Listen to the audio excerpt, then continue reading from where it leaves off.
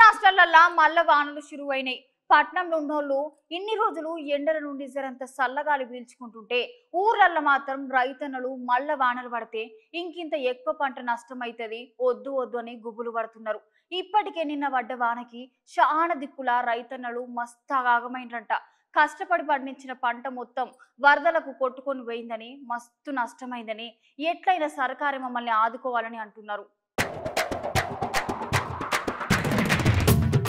అవునోలా ఎండాకాలం వానలు పడితే పట్టణంలో ఉండేటోళ్ళు ఏమో గానీ రాష్ట్రంలో ఉన్న రైతన్నలు మాత్రం కండ్లాల నీళ్లు పెట్టాల్సిందే.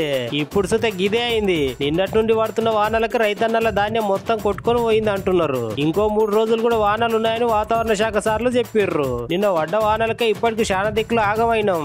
ఇంకో 3 దినాలు సుతే గిట్లనే పడితే మేము ఏం కావాలని రైతన్నలు మస్తు రంది పడుతున్నారు. ధర్మారెడ్డిపల్లి గ్రామం. మేము అప్పు చేసి ఎక్కడ దిక్కు లేక బ్రతికేది ఎరువు లేక అప్పు చేసి ఏదో 2 ఎకరాల పొలం కౌలుకు తీసుకొని నాటేసుకుంటే ఎండబోసే దిక్కు లేక రింగ్ రోడ్ మీద ఎండబోస్తే తడిసి ముద్దయింది. ఆదుకునేది ఎవరు గవర్నమెంట్ ఆదుకోవాలని చెప్తున్నాం. దీనివలన ఆదుకోకపోతే చెట్టుకు తాడేసుకొని ఉరేసుకుంటే నా బ్రతుకు అంత హీనమైపోయింది. గవర్నమెంట్ వలన ఏదన్నా ఉపాయం చెప్తేనే మా బ్రతుకు. ఎట్లా చేస్తారో మీ దయ. ఇగో మా ఒడ్లు చూడు తడిసి. ఈరోజు Ramayampet SC colony IKP centre వద్ద రైతులకు దీనస్థితి చూస్తుంటే వచ్చిపోయే ప్రయాణికులు ఉద్యోగాలకు వెళ్ళే ఆఫీసర్లు వీళ్ళందరూ కూడా బాధ వ్యక్తం చేస్తా ఉన్నారు. ఏప్రిల్ 24 తారీఖు సెంటర్ స్టార్ట్ చేసి ఈ రోజు వరకు కూడా వడ్లని కూడా ఇంకా 4000 సంచులు రోడ్డు మీద ఉన్నాయి. అకాల వర్షాలతోటి పండని పంటను తీసుకొచ్చి రోడ్డు మీద ఎండబెట్టి పాలాలైన పంట ఎండిపోయి పాలాలైనవి. ఒక్కొక్క సెంటర్లో అయిపోయి మొత్తం సెంటర్ ఖాళీ చేసేసి వాళ్ళ రైతులు కొత్త విత్తనాలు కొనుక్కొని మళ్ళీ ఇప్పుడు సాగు కోసం సిద్ధంగా ఉంటే మా రైతులందరం ఎస్సీ కాలనీలో అందరం మేము రోడ్డు మీద ఉన్నాం. దీనికోసం రైస్ మిల్లర్ వాడు వెయిట్ తక్కువ అంటారు. రైస్ మిల్లర్లు పచ్చుకున్నాయంటారు, వదన్ లేదంటారు, అన్ని రకాల దోపిడీ మా మీదే.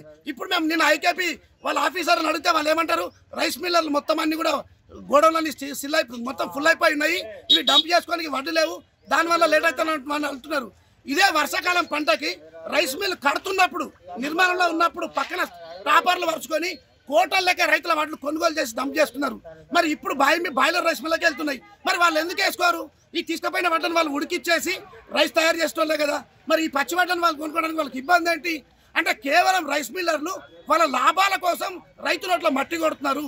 అధికారులకు రైతులకు యుద్ధం పెడుతున్నారు. నాయకులకు రైతులకు ఒక పంచాయతీ పెడుతున్నారు. ఇది కేవలం దోపిడీ వ్యాపారము, దోపిడీ వ్యాపార వర్గాల సిండికేట్ తోటి ఇలా రైతుల మట్టి కొట్టి రైతులు రోడ్డు మీద తీసుకొస్తున్నారు. మేము ఖచ్చితంగా డిఎం గారికి రిక్వెస్ట్ చేసేది ఒకటే, వాళ్ళపైన రైస్ మిల్లర్ పైన చర్య తీసుకోవాలి. మా తడిసిన వడ్లను ఒక ఇత్తు తీసుకుపోవాలి. తడిసిన వడ్లు మేము ఆల్రెడీ ఎండబెట్టి రోడ్డు మీద పాలలైన వడ్లు మళ్ళీ ఈరోజు ఏమవుతుంది, మళ్ళీ వీటి ఇప్పి ఎండబోయాలంటే మాతో కానే కాదు. మాకు ఎకరాకు 30 క్వింటాలు వెళ్ళాల్సింది. ఒక్కొక్క రైతుకి పంటలు రోగాలు పడి 20 క్వింటాలు కూడా వెళ్ళలేదు. దీనికి మా కూలేంది, మా పెట్టుబడి ఏంది, మాకేం మిగులుతుంది? మేము మళ్ళీ సంచులు ఇప్పి కింద పోసి సంచులు ఎండబెట్టి మేము ఆ సంచులు ఎండబెట్టి మళ్ళీ నింపి మళ్ళీ పోవాలంటే అమాలి ఖర్చులు ఎవరిస్తారు? మేము ఎండబెట్టిన కూలీలు ఎవరిస్తారు? మాకు మీరు ఇచ్చిన రేట్ ఎంత? మరి ఇదే అక్కడ కూర్చుని కాలేసుకున్న రైతులు ఎవరైతే దళారులు ఉన్నారు రైస్ మిల్లర్స్, వాళ్ళకి ఎందుకు వత్తాసు వెళ్తున్నారు అధికారులు?